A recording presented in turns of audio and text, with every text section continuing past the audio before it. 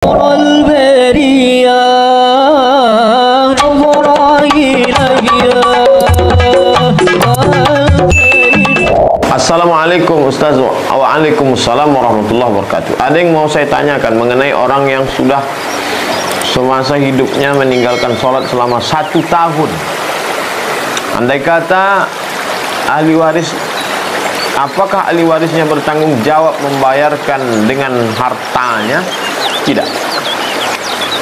Orang yang meninggal dunia, maka Allah maghfir lahu warhamhu wa'afihi wa'fu anhu. Adapun sholatnya yang tinggal itu tidak diqadha oleh orang yang hidup, tidak digantikan dengan sholat, tidak digantikan dengan apapun. Yang diganti itu puasa. Man mata, siapa yang meninggal dunia, wa alaihi siyamun, dia punya hutang puasa, shoma anhu waliyuhu, maka ahli warisnya menggantikan puasa. Wallahu a'lam. Assalamualaikum Ustaz. Waalaikumsalam warahmatullahi wabarakatuh. Saya mau tanya soal ayah saya. Habis pergi bersama mama dan aku selalu marah-marah, jadi saya tidak pernah senang, selalu mencari gara-gara. Kenapa ya Ustaz? Tanyalah dia kenapa dia marah. Ada 2 sebab. Yang pertama, mungkin dia marah karena ingin mendidik, mengajar, memberitahu. Maka kewajiban seorang tua, la yadkhulul jannata dayyus, tidak masuk surga seorang ayah yang membiarkan anak gadisnya tidak pakai jilbab, membiarkan anak gadisnya keluar dengan laki-laki yang tidak mahram. Kalau dia marah, maka sebenarnya dia sayang. Tapi kalau tanpa sebab dia marah tidak tentu arah, something wrong, ada sesuatu dengan dia, ada apa masalah dia. Oleh sebab itu, i'dilu, wahai orang tua, bersikap adillah kamu kepada anak-anak kamu. Ustaz mau tanya, apakah kalau kita donor darah di PMI saat bulan puasa dapat membatalkan puasa? Donor darah di bulan puasa, darahnya diambil, dikeluarkan, atau memasukkan darah, maka tidak membatalkan puasa. Begitu fatwa Syekh Yusuf Al-Qardawi dalam kitab Fatawa Mu'asirah.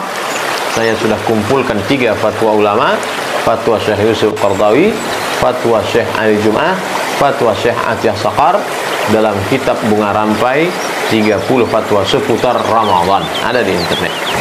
Assalamualaikum Ustaz, saya mau tanya. Waalaikumsalam warahmatullahi wabarakatuh. Kan extension bulu mata itu haram, tapi kalau pakai serum yang terbuat dari minyak kelapa atau minyak zaitun boleh tidak Ustaz? Soalnya ini mempertebal dan memanjangkan bulu mata. Yang tidak boleh itu merubah-rubah, mengotak-atik yang tidak normal. Adapun alis bulu matanya kurang lebat, lalu dia pakai kemiri, dia pakai minyak zaitun, maka tidak termasuk dalam kategori hadis yang dilarang. Laknat, hadis riwayat Abdullah bin Mas'ud radhiyallahu anhu, la'anallahu al-washimat, Allah melaknat perempuan tukang buat tato, wal mutashimat, minta buatkan tato, wal mutanammisat, mencabut bulu mata, wal mutafallijat, menjarangkan gigi, wal mughayyirat, merubah-rubah ciptaan Allah Ta'ala, operasi plastik, masukkan silikon, otak-atik, ini yang tidak boleh. Adapun dengan yang herbal, normal, tidak mengotak-atik, membuat yang tidak normal menjadi normal. Adapun yang sudah normal diotak-atik sehingga menjadi tidak normal, kita pun ketakutan melihatnya. Nah ini na'udzubillah. Mudah-mudahan Allah menyelamatkan kita dari perbuatannya. Wallahu a'lam bishawab. Assalamualaikum warahmatullahi wabarakatuh Pak Ustaz. Dari IG Imam Asy'ari 7106. Gimana hukumnya orang punya utang pada orang tua belum bayar, sedangkan orang tua sudah meninggal? Seorang anak berhutang kepada ayahnya atau ibunya. Berapa dia hutang? 100 juta. Akad utang piutangnya sah, tidak ada yang batil, tidak ada yang haram. Meninggal, maka dia bicarakan kepada ahli waris yang lain bahwa dulu saya ada pinjam uang almarhumah 100 juta. Dan sekarang saya sudah ada uang mau bayar, maka dibayarkanlah, nanti akan dibagi kepada ahli waris, karena dia menjadi milik ahli waris. Dibagilah menurut hukum faraid. Wallahu a'lam bishawab. IG Waryanti Queen Nasro. Ustaz, kemarin malam saya baru dimarahi seorang wanita, dipermalukan di depan jamaah wanita lainnya karena anak saya menangis di musola umum di mall. Anak saya yang ketiga, usia 1-2 tahun, perempuan yang ikut sholat. Suami saya pun ikut sholat, mengejar waktu maghrib. Tapi saya hanya diam seribu bahasa dalam hati kecil saya. Mungkinkah Allah menegur saya? Tapi hati saya sakit. Ini kondisinya tidak normal di mall. Tidak mungkin meninggalkan anak di luar dan lain sebagainya. Oleh sebab itu, dalam keadaan darurat ini, membawa anak sholat, maka suatu kelebihan yang luar biasa. Di zaman canggih, di kota besar, metropolitan, masih ada orang yang memperdulikan sholat di mall. Kita doakan orang-orang yang masih memperdulikan sholat ini semoga istiqomah insyaAllah. Amin ya rabbal alamin. Maka ketika di masjid itu masih ada suara anak menangis, masih ada anak-anak yang lompat-lompat, bersyukurlah. Berarti 20 tahun di masa akan datang, anak yang menangis di mall ini akan membawa anaknya pula untuk sholat ke masjid. Kedua, kalau engkau menegur orang berdua, maka saat itu engkau sedang menasihati dia. Tapi ketika engkau menegur dia di depan orang ramai, maka sesungguhnya engkau sedang mempermalukan dia. Yang ketiga, ini ujian istiqamah dalam beribadah. Wallahu a'lam bishawab. IG Henroiswanto. Setelah lebaran saya ingin melamar seorang gadis. Alhamdulillah, pacar saya. Saya ingin bertobat, ingin menikah karena Allah saya takut dosa saya makin banyak. Hingga kemudian saya berencana melamar pacar saya yang tentunya sudah disepakati oleh kedua orang tua kami. Tapi malam ini Allah menunjukkan pada saya siapa wanita ini. Dengan mata saya sendiri dia selingkuh dengan laki-laki lain. Entah mengapa saya tidak sakit hati dan tidak marah. Justru saya tetap mengarahkan calon saya. Padahal saya sudah ridha Ustadz jika ia memilih pria ini. Tapi akhirnya dia memilih saya dan meninggalkan pria tersebut. Apakah saya harus percaya karena saya orang pemaaf, bukan orang pendendam?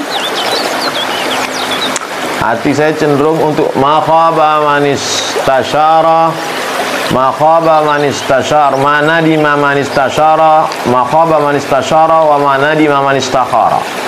Tidak akan sia-sia orang yang meminta pendapat orang lain dan tidak akan rugi menyesal orang yang istikharah. Oleh sebab itu maka ada dua, kepada Allah Ta'ala istikharah, salat sunat 2 rakaat istikharah. Yang kedua, minta pendapat orang lain. Kumpulkan dulu, fa idza azamta, kalau sudah azam tekad, fatawakkal 'ala Allah, bertawakal kepada Allah. Dari IG Nita Yadi. Assalamualaikum Ustaz. Waalaikumsalam warahmatullahi wabarakatuh. Apa salah kalau seorang istri menginginkan suaminya menikah lagi karena dia belum bisa punya keturunan, walaupun mungkin hatinya akan terluka, supaya suaminya memiliki seorang anak? Fankihu ma tawalakum, nikahilah perempuan yang baik-baik, masna 2, wa thulatha 3, wa ruba 4. Tak ada alasan kena anak dan lain sebagainya. Memang dibolehkan dalam syariat Islam. Fa in khiftum alla ta'dilu, kalau kamu tidak sanggup mampu berlaku adil, fawahidah, 1 saja. Oleh sebab itu syaratnya bukan masalah anak tidak anak, tapi berlaku adil. Dari IG ZX1. Assalamualaikum Pak Ustaz. Waalaikumsalam warahmatullahi wabarakatuh. Baru-baru ini saya ditawarkan kerja di salah satu bank dan bekerja di posisi administrasi. Apakah itu termasuk riba? Saat ini saya ada rasa kekhawatiran dalam mengambil keputusan itu yang membuat bingung. Saat ini saya sangat membutuhkan pekerjaan. Biaya pendidikan saya, finansial orang tua, tapi orang tua maksa saya untuk kerja. La'anallahu akilar riba, Allah melaknat orang yang makan riba. Wa mukilahu, orang yang diberi makan riba. Wa katibahu, pegawai penulis administrasinya. Wa syahidaihi, dan 2 orang yang menjadi saksinya. Kulluhum sawa, mereka ini semuanya. Hai orang tua yang memaksa anakmu, engkau sedang diberi makanan haram. Banyak orang yang takut terkena api, tapi tak banyak orang yang takut memakan, memasukkan api neraka ke dalam mulutnya. Itulah mengapa selalu pesan orang-orang soleh pesan para ulama, pesan dalam Al-Quran, ittaqullah, takutlah kepada Allah Subhanahu wa ta'ala. Wallahu a'lam bishawab.